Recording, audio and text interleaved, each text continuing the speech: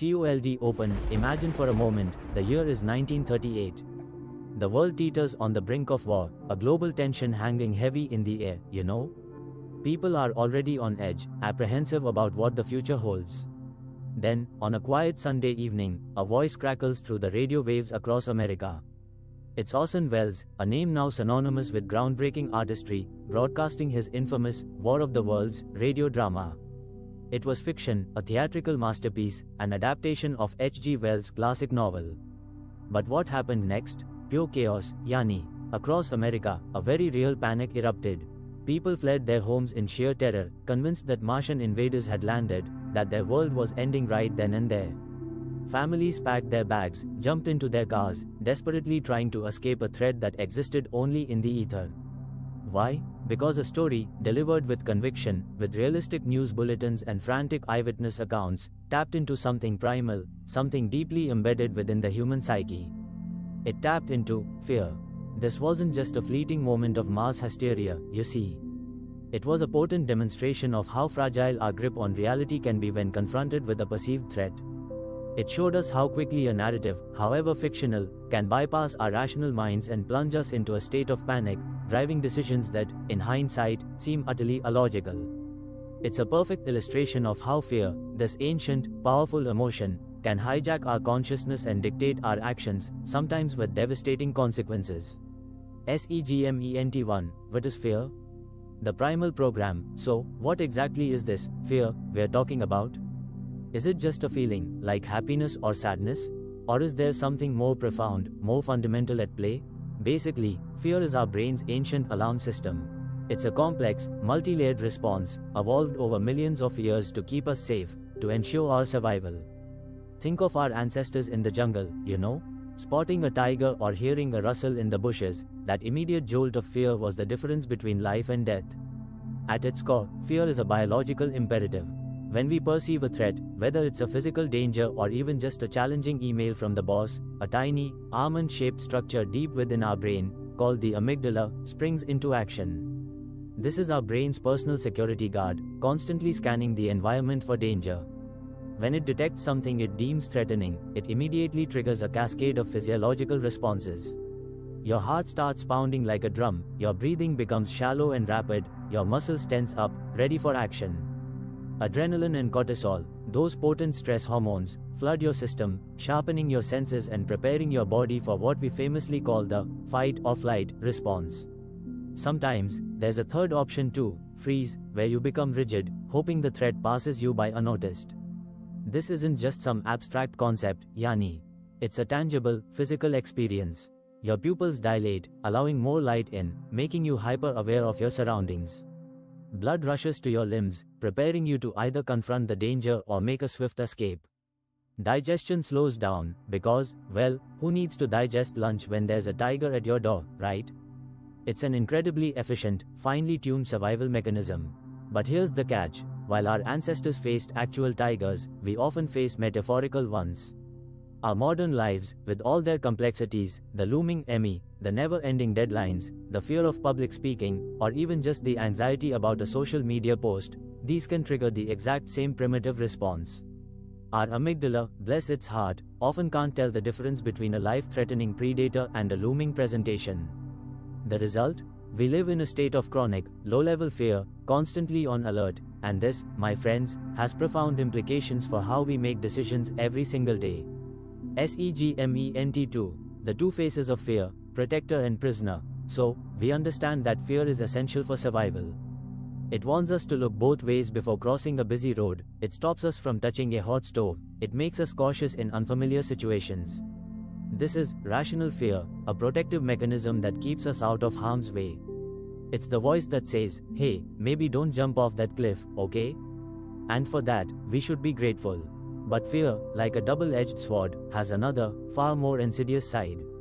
It can transform from a protector into a prisoner, trapping us in cycles of anxiety, indecision, and regret. This is where fear moves beyond its evolutionary purpose and starts to control our lives in ways we might not even realize. Think about it. How many dreams have been put on hold because of the fear of failure? How many brilliant ideas remain unexecuted because of the fear of judgment? We often find ourselves in a state of analysis paralysis, meticulously weighing every single potential negative outcome, until the opportunity simply passes us by. The fear of making the wrong choice becomes so overwhelming that we end up making no choice at all. It's like being stuck at a crossroads, knowing you need to move, but being too scared to pick a direction. Then there are the irrational fears, or phobias. The fear of heights, acrophobia, enclosed spaces, claustrophobia, or even something as common as public speaking, glossophobia. These fears are disproportionate to the actual threat, yet they can severely restrict a person's life, dictating where they can go, what they can do, and how they interact with the world.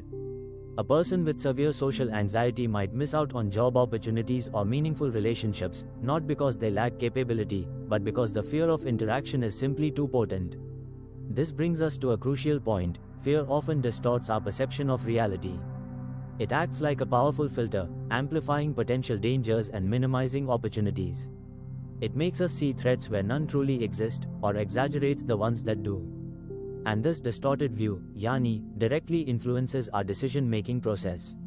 Segment 3, Fear and Cognitive Biases, the Invisible Hand. Now, this is where it gets really interesting, boss. Fear doesn't just make us run or fight, it subtly manipulates our cognitive processes, leading us down pathways of irrational thought and biased decision-making. Psychologists call these cognitive biases, and fear is a major driving force behind many of them. One of the most prominent is loss aversion. Humans, it turns out, feel the pain of a loss far more intensely than the pleasure of an equivalent gain.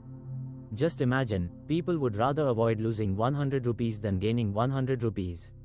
This fear of loss makes us incredibly risk-averse. We cling to what we have, even if it's no longer serving us, simply because the thought of losing it, a job we hate, a relationship that's stagnant, an investment that's tanking, is more terrifying than the prospect of an uncertain but potentially better future. How many people stay in unfulfilling jobs or situations because the fear of the unknown, the fear of losing their current stability, is just too strong? It's a powerful unseen hand, guiding our choices. Then there's the availability heuristic. Our brains tend to overestimate the likelihood of events that are easily recalled or vivid in our memory. If the media constantly reports on plane crashes, even if they are statistically rare, we might develop a disproportionate fear of flying. If we hear stories of financial scams, we might become overly cautious with investments, missing out on genuine opportunities. Fear makes us focus on the sensational, the easily accessible information, rather than a balanced, data-driven assessment of risk. Oh, that happened to someone in Mumbai, though it can happen to me also, no? This is the availability heuristic in action. Confirmation bias also plays a huge role. Once we develop a fear, we tend to seek out and interpret information in a way that confirms our existing beliefs. If you're afraid of a certain political party, you'll actively look for news that paints them in a negative light, reinforcing your fear and justifying your opposition. We selectively consume information that validates our anxieties, creating an echo chamber of fear that makes it incredibly difficult to see alternative perspectives or challenge our own preconceived notions. These biases, fueled by fear, can lead to poor personal choices, from financial decisions to career paths, from health choices to relationships. They can keep us stuck, prevent us from exploring new opportunities, and make us prone to manipulation. Segment 4, Fear, Society, and Manipulation. It's not just our personal lives that fear impacts. It's a powerful tool in the hands of those who seek to influence and control, from politicians to marketers, from media houses to religious leaders. Politics, yaani, is a masterclass in fear-mongering. Vote for me, or the other side will destroy our nation. They are the enemy, threatening our culture, our safety, our way of life. By creating an external boogeyman, be it immigrants, a rival nation, or a specific ideology, politicians can unite a populace against a common perceived threat. This fear often overrides rational discourse, simplifying complex issues into stark choices, and pushing voters towards decisions based on emotion rather than logic. Think of slogans like "Nation First." While patriotic, it can also be a subtle nudge towards fear of external threats. The media also plays a significant role. If it bleeds, it leads, is an old journalistic adage, and it holds true. Sensationalism, constant reporting on crime, disaster, and scandal, it grabs eyeballs, sure, but it also keeps our amygdala on high alert. This constant barrage of negative news can create a pervasive sense of anxiety and vulnerability in society, making us more susceptible to fear-based narratives. It's like they're constantly ringing our internal alarm bells, leaving us feeling stressed and insecure. Marketing and advertising expertly tap into our fears. Fear of missing out, FOMO, drives impulsive purchases. Limited time offers, buy now or regret it later, tactics, these play on our anxiety of scarcity. Insurance companies sell peace of mind by highlighting potential disasters. Security systems are marketed by showcasing home invasions. Beauty products promise to ward off the fear of aging or social rejection. They don't just sell a product, they sell relief from a fear. Even in our daily social interactions, social control is often maintained through fear. The fear of ostracization, the fear of shame, the omnipresent, log kya kahenge? What will people say? In Indian society, these anxieties shape individual choices, pushing people towards conformity, often at the cost of personal authenticity or ambition. This fear keeps us within perceived boundaries, even if those boundaries are self-imposed or outdated. Segment 5, Unmasking Fear, the Path to Empowerment. So, are we doomed to be puppets of our own fear, yaani? Absolutely not. The good news is that understanding how fear works is the first, and most crucial, step towards taking back control. It's about being the driver of your own car, not just a passenger reacting to every bump on the road. 1. Awareness and acknowledgement. The very first step is to recognize when fear is at play. When you feel that tightness in your chest, that racing heart, those anxious thoughts, pause. Ask yourself, is this a real, immediate threat, like a tiger running towards me, or is this a perceived threat, a what if scenario playing out in my mind? Identifying the source of the fear is half the battle won. 2. Challenge your thoughts. Cognitive restructuring. Fear often thrives on irrational thoughts and worst-case scenarios. Actively challenge these thoughts. Is this truly going to happen? What is the evidence? What's the most likely outcome, not just the worst-case one? And even if the worst happens, can I cope with it? By questioning our fearful narratives, we begin to dismantle their power. It's like checking the facts before believing a rumor, you know? 3. Gradual exposure. For many fears and phobias, controlled, gradual exposure is key. If you're afraid of public speaking, start by speaking to a small group of trusted friends, then a slightly larger audience, slowly building your confidence. This isn't about jumping into the deep end, but taking small, manageable steps, allowing your brain to learn that the feared situation isn't actually dangerous. 4. Mindfulness and grounding techniques. Practices like mindfulness meditation can be incredibly powerful. By focusing on your breath, on the present moment, you can pull yourself away from the future-oriented anxieties that fear often fuels. Grounding techniques, like focusing on your 5 senses, can bring you back to reality when fear tries to pull you into a spiral. Just breathe, yaar. Take a deep breath. 5. Understand neuroplasticity. Our brains are not fixed. This is a crucial insight from modern neuroscience. Through a concept called neuroplasticity, our brains can actually rewire themselves. Every time you face a fear, challenge a negative thought, or choose courage over avoidance, you are literally creating new neural pathways, weakening the old, fear-driven ones. It's like building new roads in your brain, making it easier to travel down paths of calm and confidence. 6. Seek support. Don't be afraid to talk about your fears. Sharing them with trusted friends, family, or a professional therapist can provide new perspectives, validation, and strategies for coping. Sometimes, just knowing you're not alone in your struggle can be incredibly empowering. Conclusion: in the end, fear is an undeniable part of the human experience.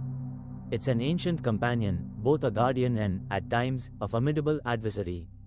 From the echoes of Orson Welles' Martian invasion to the subtle anxieties of our daily grind, fear shapes our perceptions, influences our decisions, and often dictates the very trajectory of our lives. But the real power, yaani, lies not in eliminating fear, because that's neither possible nor desirable, but in understanding it. It's about unmasking its illusions, challenging its narratives, and learning to differentiate between a genuine threat and the phantom menace.